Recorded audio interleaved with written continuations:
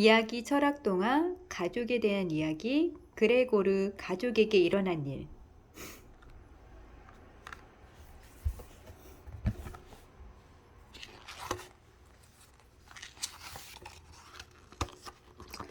그레고르는 밤새 나쁜 꿈에 시달렸어요.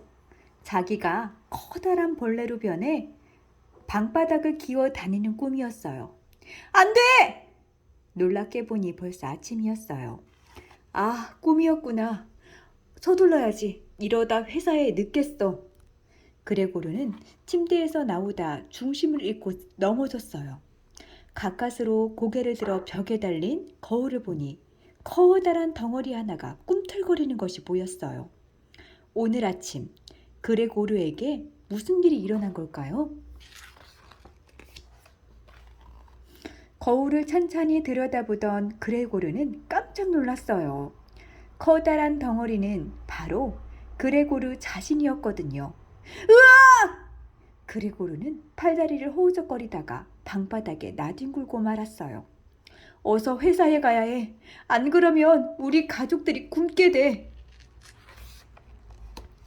그때 어머니가 문을 두드렸어요. 그레고르, 회사에 늦겠다. 네네, 일어났어요.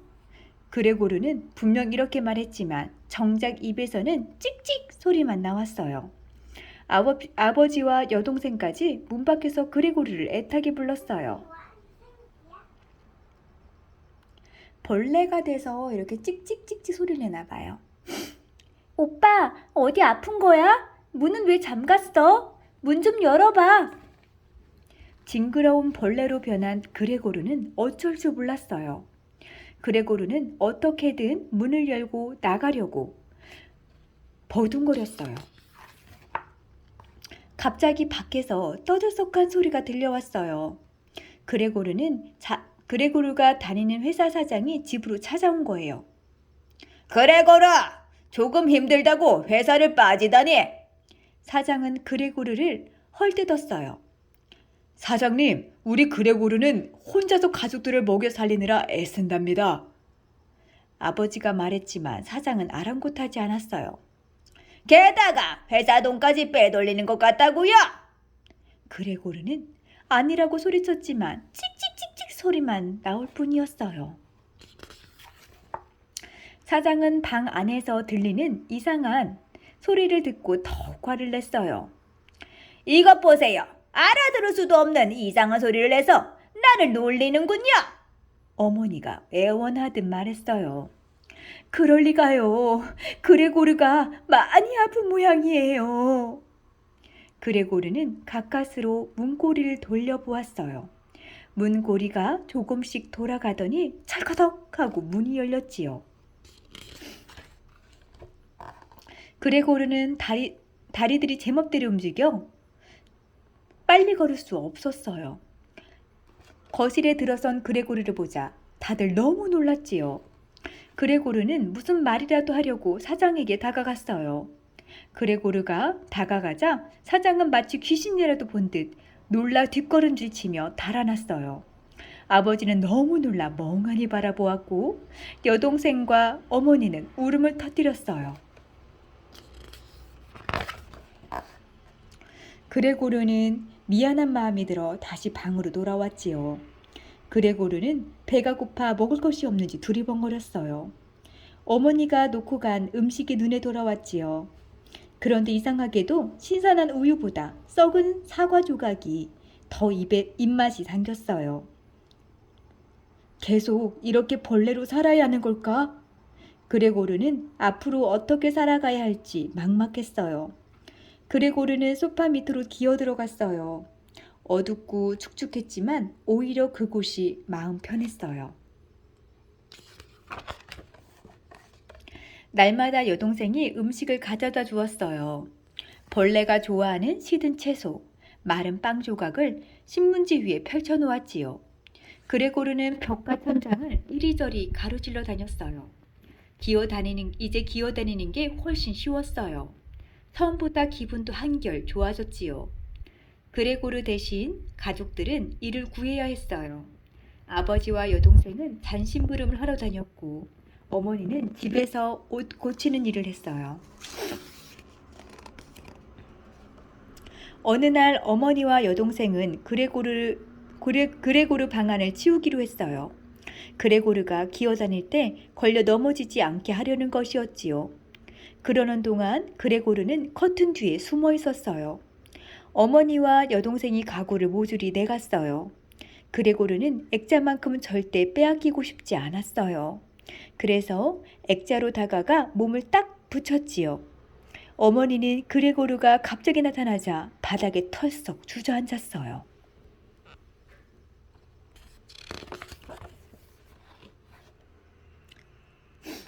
여동생에게 이야기를 전해들은 아버지는 화가 난 듯 소리쳤어요.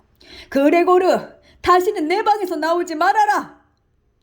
그레고르는 그날 이후로 방 밖으로 나오지 않았어요. 그레고르는 슬프고 외로웠어요. 그레고르는 소파 밑으로 들어가 숨었어요.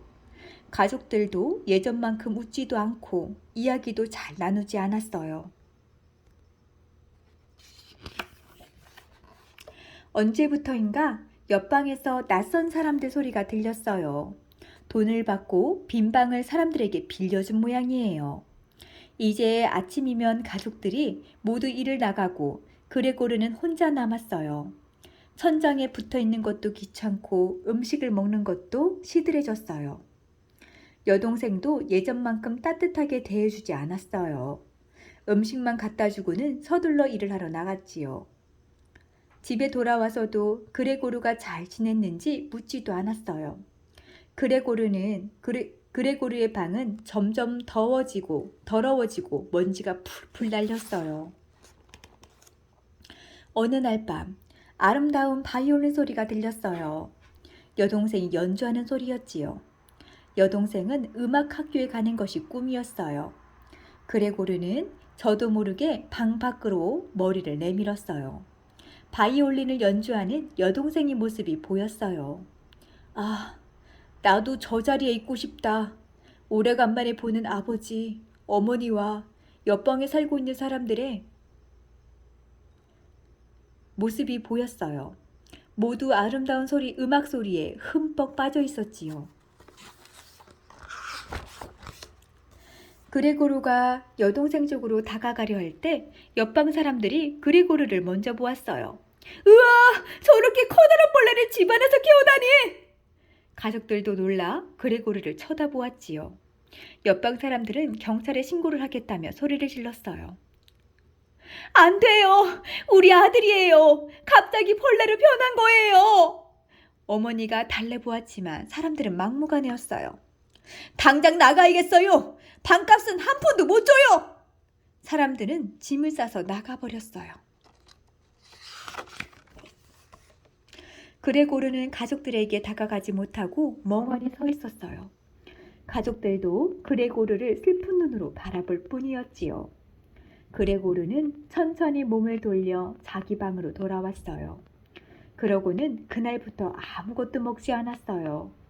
그레고르는 점점 더 야위어 갔어요.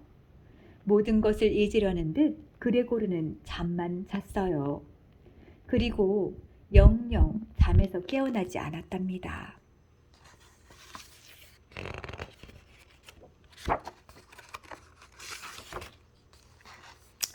자, 이 이야기는요, 카프카의 변신이라는 이야기래요. 변신은 원래 1915년 프란츠 카프카가 어른들을 위해 쓴 이야기예요. 카프카가 이 소설을 처음 세상에 발표했을 때 사람들은 깜짝 놀랐어요. 사람이 갑자기 벌레로 변한 다소 충격적인 이야기였으니까요. 그렇다면 카프카는 왜 이런 별난 이야기를 쓰게 되었을까요? 카프카는 원래 체코의 프라하에서 태어났는데 그의 아버지는 무척 엄해서 아들이 돈을 잘 버는 직업을 갖고 살기를 바랐어요. 그 바람대로 카프카는 법학을 공부하고 회사원이 되었지요. 하지만 여리고 섬세한 성격이었던 카프카는 조용히 세상을 바라보면서 느낀 점을 이야기로 쓰고 싶었어요. 그래서 회사원 생활을 하면서 글을 쓰기 시작했어요. 카프카의 소설을 보면 아버지와 불편했던 관계가 이야기 곳곳에서 드러나요. 그리고 우리가 사랑으로 가득 차 있다고 여기는 가족에 대해서도 한 번쯤 다시 생각해 보게 하지요.